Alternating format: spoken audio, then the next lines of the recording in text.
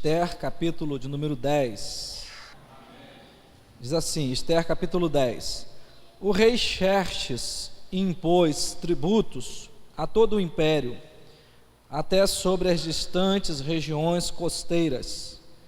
Todos os seus atos de força e de poder, e o relato completo da grandeza de Mardoqueu, a quem o rei dera autoridade, estão registrados no livro das crônicas dos reis da Média e da Pérsia. O judeu Mardoqueu foi o segundo na hierarquia, depois do rei Xerxes.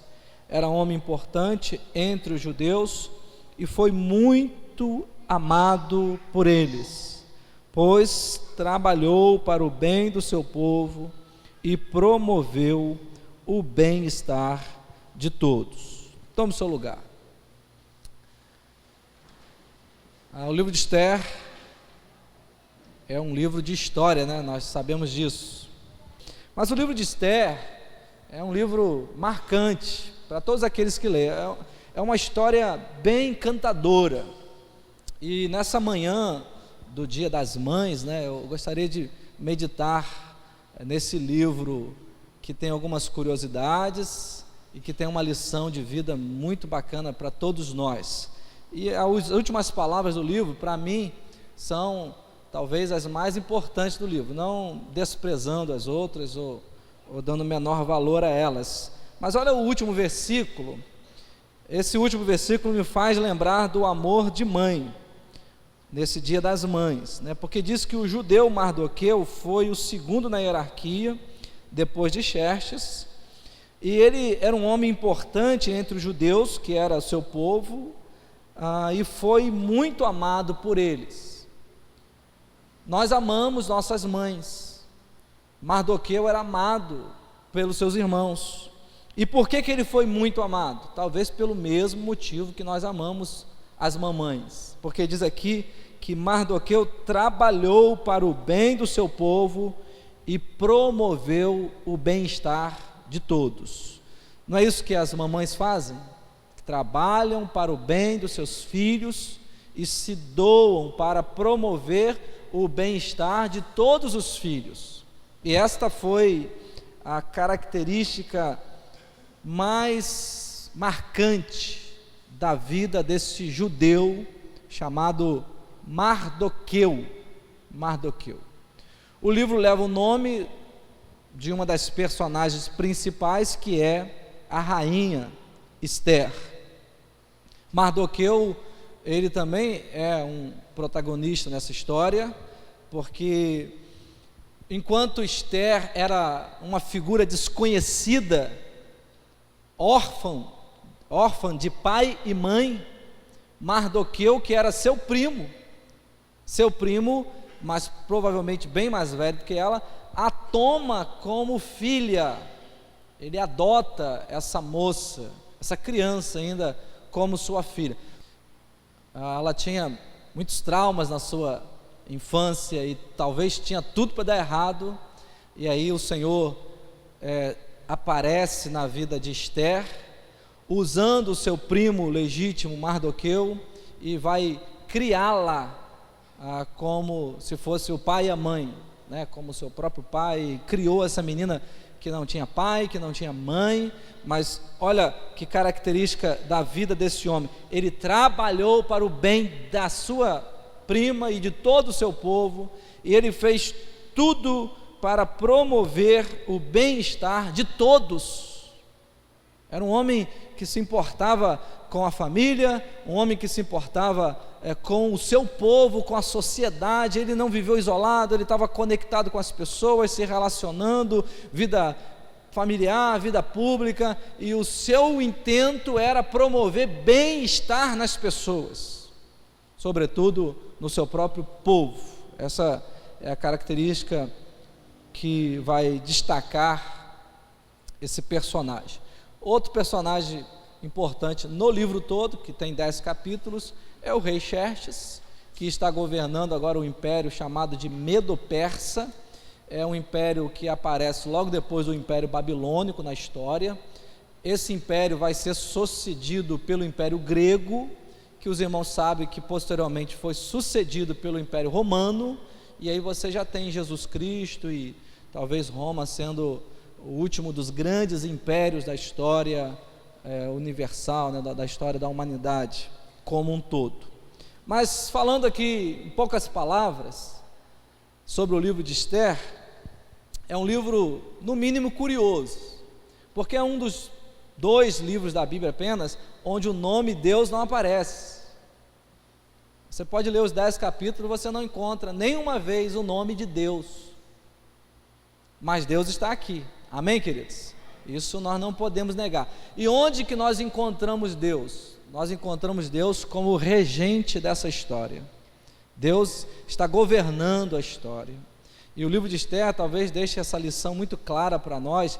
O nosso Deus não está alheio às coisas que acontecem, na verdade, Ele está com as mãos estendidas, pronta para nos abençoar, para abençoar o seu povo. E o que nós vemos aqui, irmãos, é que a despeito das tragédias, dos momentos difíceis, até mesmo das nossas perdas, como Esther perdeu pai e mãe, a despeito de todas essas aflições da vida, Deus está presente cuidando de nós. Amém, meus irmãos? Talvez quando Radassa, que é a mesma Esther, perdeu pai e mãe, provavelmente isso deve ter trazido muita dor para o seu coração. A gente não tem os detalhes aqui, mas quem sabe ela tenha se perguntado: onde está Deus? Onde está Deus? Agora, quando ela sobe ao trono e é coroada rainha de um império estrangeiro, ela que era uma judia, vai ser rainha de um grande império, que não era o império do seu povo, onde o seu povo era vassalo. Aí talvez ela tivesse uma resposta clara, onde Deus estava. Amém, meus irmãos? E assim, lembrando algumas partes dessa história impressionante. Capítulo 1, nós temos a apresentação do grande império Medo-Persa, onde Xerxes está fazendo uma festa de apresentação que durou 6 meses. Ele passa 6 meses apresentando aquele império enorme para os seus convidados, para todo o povo. E aí, para fechar aquela apresentação do esplendor, da riqueza do seu império e da sua própria majestade, Xerxes vai dar um banquete que durou 7 dias. E o texto faz questão de destacar que era bebida à vontade. Os garçons, os mordomos receberam ordem real para, olha, dê ao povo o que eles quiserem. E estava tudo muito enfeitado, muito ornamentado. Imagina a festa de Xerxes, o pessoal comendo, bebendo, aquela coisa bacana toda. E Xerxes tinha Vasti como rainha. Talvez era uma das rainhas, mas aqui o texto fala que ela era rainha. Talvez era uma concubina mor, alguma coisa dessa natureza. E quando chega no final da festa, no 7º dia, os irmãos sabem disso, ele pede para trazer a rainha, para que todos vissem a beleza de Vasti, que de fato, diz o texto, era uma mulher muito bonita. E aí os irmãos sabem o que acontece. Ela diz o que, irmãos? Não vou. Chegam lá os criados do rei, os nobres, o rei está te chamando. Ela diz o quê? Não vou. Como assim? Ela não justifica, ela não explica, ela não falou que estava com dor de cabeça, né? E na TPM, não fala nada disso, né? Ela só diz, não vou.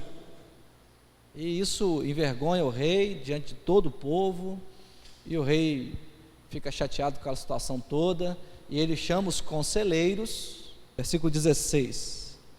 Memucã disse para o rei: olha, a rainha Vasti não ofendeu somente o rei, mas a todos os nobres e os povos de todas as províncias do rei Xerxes, pois a conduta da rainha se tornará conhecida por todas as mulheres, e assim também elas desprezarão seus maridos. Então Memucã agora está olhando com um olhar mais amplo e disse para o rei Xerxes: o que Vasti, a rainha, fez foi uma ofensa generalizada. Ele continuou dizendo: o rei Xerxes, na verdade, ordenou que a rainha Vasti fosse à sua presença, mas ela não foi. Versículo 18: hoje mesmo as mulheres persas e medas da nobreza que ficarem sabendo do comportamento da rainha agirão da mesma maneira com todos os nobres do rei. Isso provocará desrespeito e discórdia sem fim.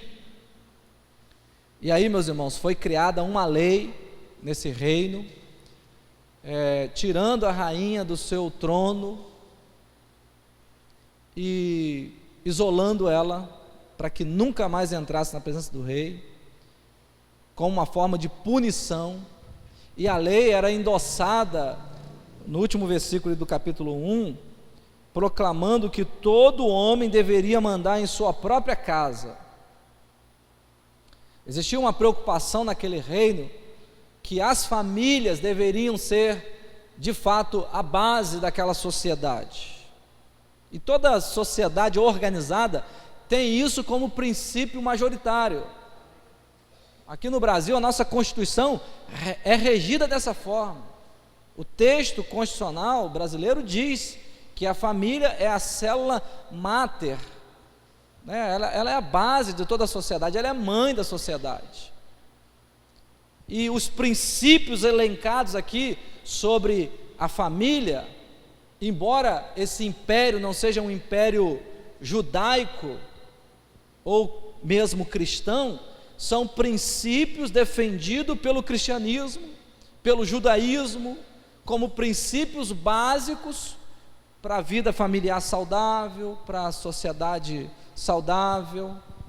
Bom, e o caminhar da história é bacana. Capítulo 2, nós temos um concurso de beleza, né?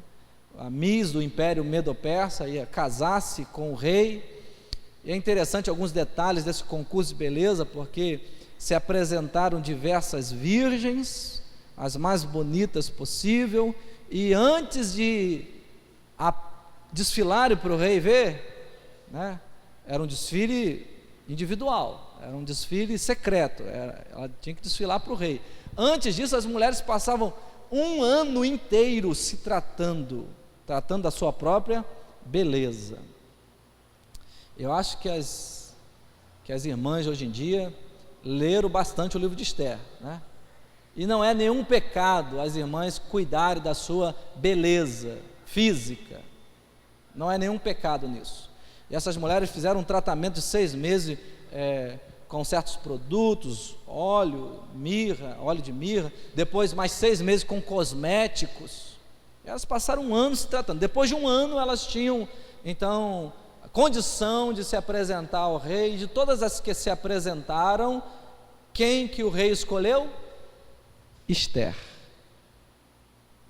E Esther já havia agradado o chefe do palácio, o chefe do harém, na verdade, o eunuco que cuidava das mulheres. Quando olhou para Esther, falou: essa mulher é diferente, e deu a ela tudo o que ela queria, colocou ela num cantinho separado, tratou dela, deu algumas criadas do palácio para cuidarem dela, e deu a ela tratamento especial. Diz o texto que todos que olhavam para Esther viam nela algo diferente. E eu, lendo esse livro, fiquei me perguntando: o que poderia ter diferente dessa mulher? Num império, né, imenso, diversas virgens lá se apresentando, diversas moças lindas se apresentando, por que todos que olhavam para Esther diziam? Era diferente. E a resposta que eu encontro, irmãos, é que Deus estava na vida de Esther. Amém, queridos? E o que faz a mulher ser bonita de fato é a presença de Deus. Amém, meus irmãos? Como diz Provérbios 31, que a mulher que teme ao Senhor, essa será louvada. Pode ter tratamento de beleza, pode ter cosmético, pode ter, mas o mais importante é ter o que, irmãos? Temor do Senhor. Esther ganha o concurso, e aí aparece a trama do livro, né, que é a perseguição de Ramã contra os judeus. Ramã é uma figura diabólica, é um homem mau, que se sente ofendido quando Mardoqueu não se ajoelha em reverência a ele. E Mardoqueu era um verdadeiro judeu, um verdadeiro adorador, que só se prostrava diante de Deus.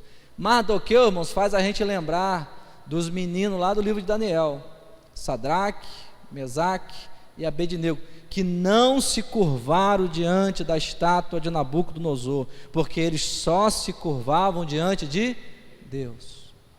E mais uma vez, por causa dessa fidelidade a Deus, o servo de Deus é perseguido. E não é assim até hoje? Quem de nós não se curva? O crente que quando não se curva, que é fiel a Deus e não se curva diante dos costumes mundanos, diante dos padrões desse mundo, ele ainda é perseguido. E Ramã, que era o segundo no reino até então, se sente ofendido.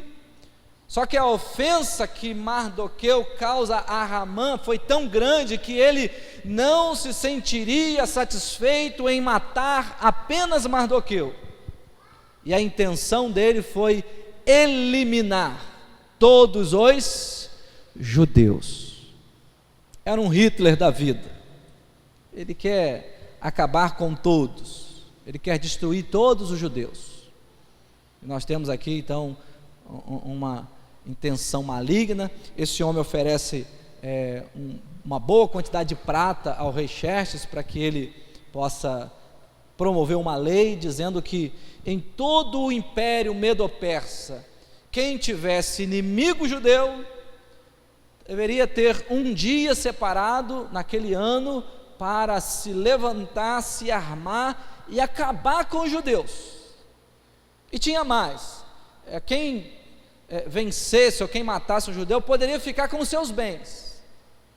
Olha só que coisa terrível. Então ele arquiteta esse plano maligno.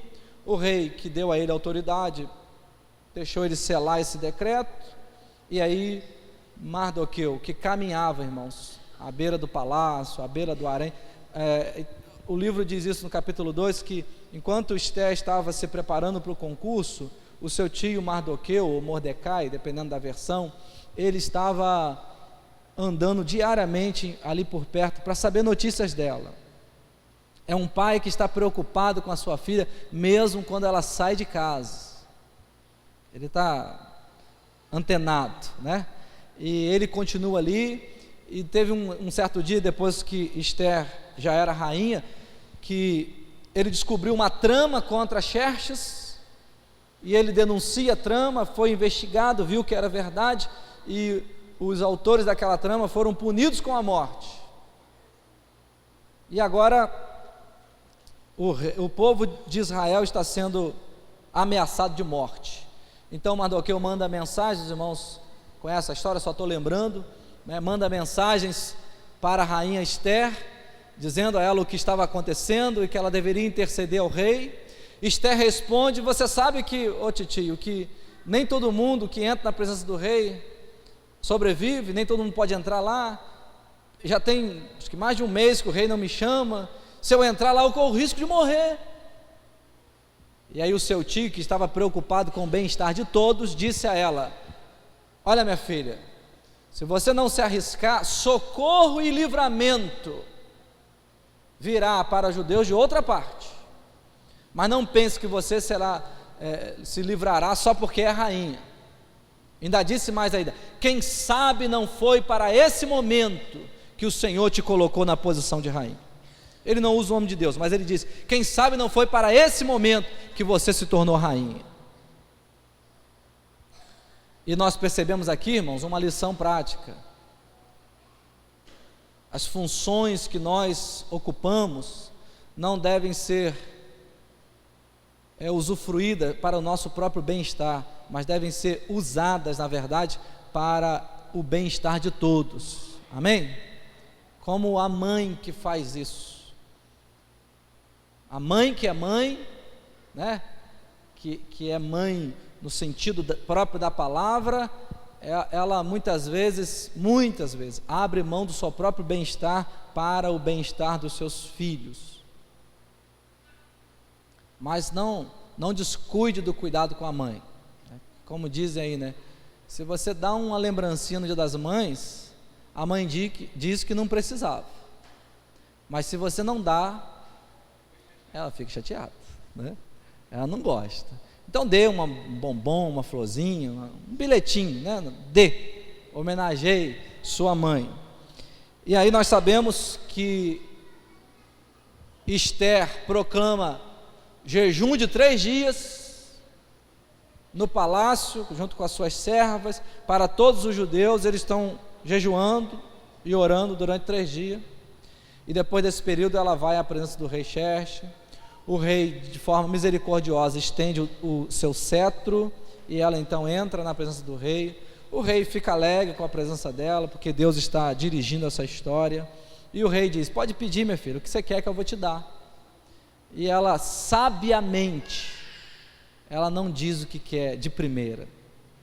Esther é aquela típica esposa que sabe tirar as coisas do marido, ou aquela típica mãe que sabe tirar as coisas dos filhos, né, com jeitinho e tal. E ela disse para o rei: olha, o que eu quero é que o senhor, meu rei, e o nobre Ramã venham a um banquete que eu vou preparar para vocês.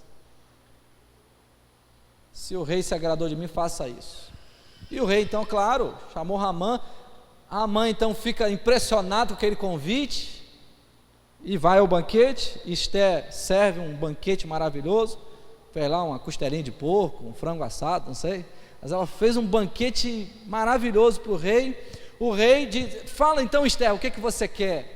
Esther se agrada ao rei: se eu estou agradando o rei, volte amanhã para um outro banquete, só você e Ramã, e eu vou te dizer o que eu quero. E o rei, como é que vai negar um pedido desse, irmão? Comer à vontade, na presença da esposa. O nobre Ramã está impressionado com aquilo. Aí Ramã sai dali cheio de si. Quem que ele encontra no caminho? O judeu Mardoqueu, o coitado, que estava lá nas portas do palácio, nas praças da cidade, preocupado com as pessoas. E mais uma vez Mardoqueu não se ajoelha. Todo mundo se curva, todo mundo se ajoelha. Mardoqueu não, só diante de Deus. E esse cara Ramã, maligno, vai para casa, chega lá, se exalta o seu poder, exalta a sua grandeza, e fala: só eu fui convidado para o banquete da rainha. E aí os amigos deram uma ideia maravilhosa para ele, assim: rapaz, faz uma forca bem grande, bem alta, e pede o rei para enforcar Mardoqueu lá. Irmãos, aqui se aplica aquele ditado: quem cria uma cobra morrerá picado, meu irmão. Quem cava um buraco vai cair nele. O mal que intentamos para os outros sobrevém a nós mesmos. E aí olha só, irmão, como que Deus está nesse livro. Ramã achou aquela ideia maravilhosa, mandou fazer a forca imensa, e ele corre para o palácio para pedir ao rei a cabeça de Mardoqueu. Quando ele vai entrando, diz o texto que o rei perdeu o sono aquela noite, ficou acordado a noite inteira, e para passar a hora, aí o que ele faz? Ele chama o pessoal lá e manda ler os relatos históricos do rei, e o pessoal vai lendo, e chega lá o dia em que Mardoqueu livrou o rei de uma conspiração, e a pergunta do rei é: o que foi feita para honrar esse homem? E a resposta dos homens ali foi: nada. Aqui no relato diz que o senhor não fez nada para honrá-lo. Não. Nesse exato momento, Ramã se apresenta lá no pátio, e o rei pergunta: quem está lá fora? Disseram: é Ramã. Manda ele entrar. Ele era amigo do rei. E ele entra, e a pergunta do rei é, sabe, espetacular. O rei pergunta para Ramã: Ramã, meu amigo, o que se deve fazer ao homem a quem o rei deseja honrar? Pegadinha do malandro, irmão. Essa é a verdadeira pegadinha, né? Que Ramã pensou consigo mesmo: quem é que o rei quer honrar? Sou eu, cara. Aí ele inventa, sabe? Ele dá uma resposta também. Deus é Deus, irmãos.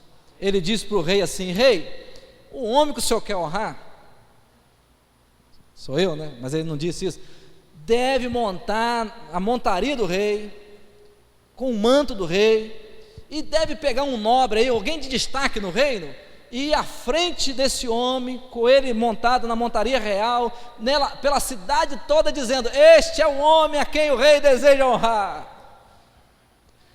O rei adorou a ideia e disse: vai e faça isso com Mardoqueu. Oh, Jesus! Você já pensou, irmão? É o tal de descer quadrado, foi aqui, né? Desceu quadrado, mas era a ordem do rei. E aí, rapaz, ele pega o homem que ele queria enforcar, o seu inimigo, o seu arqui-inimigo. Vem cá, meu filho, senta aqui no cavalinho do rei, na mulinha real, na montaria real. Ele vai pela cidade gritando para que todos ouvissem. E eu fico pensando a cena, as pessoas que até então, querendo elogiar Ramã, falavam mal de Mardoqueu para ele, agora estão vendo ele passar pelas ruas da cidade dizendo bem alto: esse é o homem a quem o rei deseja honrar, esse é o homem a quem o rei deseja honrar. Deus cuida dos seus filhos, irmãos, e Deus tem a hora certa para nos exaltar. Amém, irmãos? Aqueles que nos perseguem, Deus sabe cuidar deles. Irmãos, no dia seguinte, apressadamente, os servos do rei vão à casa de Ramã: venha para o banquete. E era o segundo banquete, e ali no meio daquela festa toda, o rei pergunta: fala, rainha Ester, o que você quer? E a rainha diz: como que eu posso querer alguma coisa se estão querendo acabar comigo e com o meu povo inteiro?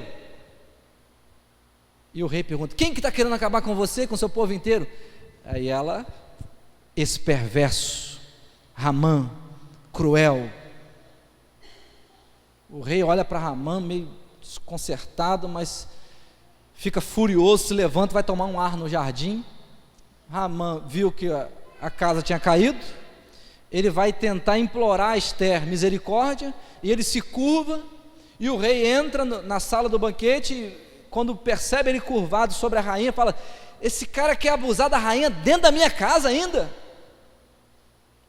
Nessa mesma hora, os nobres do rei já entram, colocam o capuz na cabeça dele, e alguém lá, sabe, com uma ideia brilhante, que eu não sei de onde veio, disse: rei, tem uma forca enorme preparada lá na casa dele. Sério mesmo? Pode levar ele para lá. A forca que ele fez para Mardoqueu foi a sua própria ruína. Deus cuida do seu povo, como a mãe cuida do filho. Amém, queridos?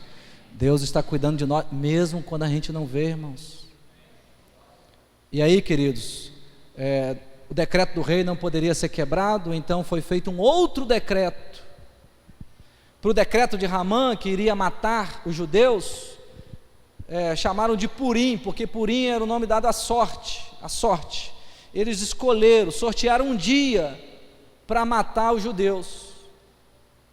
E o decreto de Mardoqueu e Ester não poderia anular aquele decreto, mas deu aos judeus autonomia para se juntarem e se defenderem.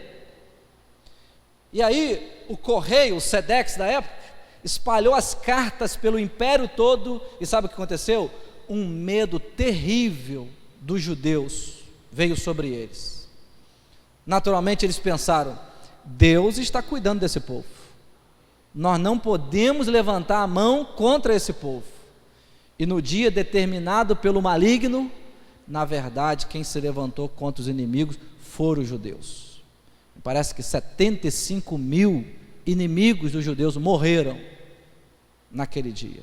Na capital do império, não foi apenas um dia de matança, de vingança, foram 2 dias. Inclusive todos os filhos de Ramã foram enforcados na forca que ele fez. E aí foi esses 2 dias. Olha para mim, comigo, capítulo 9, versículo 18, fala da comemoração do Purim, que é o dia da sorte. Os judeus de Suzã, porém, tinham se reunido no 13º e no 14º dia, e no 15º dia descansaram, e dele fizeram um dia de festa e alegria. Verso 19: por isso os judeus que vivem em vilas e povoados comemoram o 14º dia do mês de Adar, como um dia de festa e de alegria, um dia de troca de presentes. faz a gente lembrar aqui até do nosso Natal, né? Não é no Natal que a gente faz festa, alegria e troca presentes? Os judeus faziam isso como forma de celebração. Hoje é um dia de celebração também, é um dia das mães, né? É um dia de nos juntarmos, de comemorarmos, de alegria.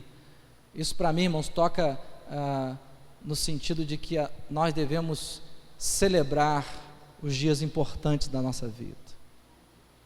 No mundo tereis, mas tem de bom ânimo. Eu venci o mundo, disse Jesus, e nós devemos celebrar os dias de alegria. E eles celebravam trocando presentes, ajudando os pobres. O versículo de número 22 diz que esse dia tinha que ser comemorado como datas de festa, de alegria e troca de presente, e mais ainda, oferta para os pobres. E aí nós terminamos o livro com a exaltação do caráter de Mardoqueu, um homem que se portou dignamente como servo de Deus, porque ele buscou o bem-estar dos outros, não apenas o seu. Eu quero tirar algumas lições aqui para nós encerrarmos. A maior delas é que Deus está cuidando de nós, irmãos. Deus está cuidando de nós.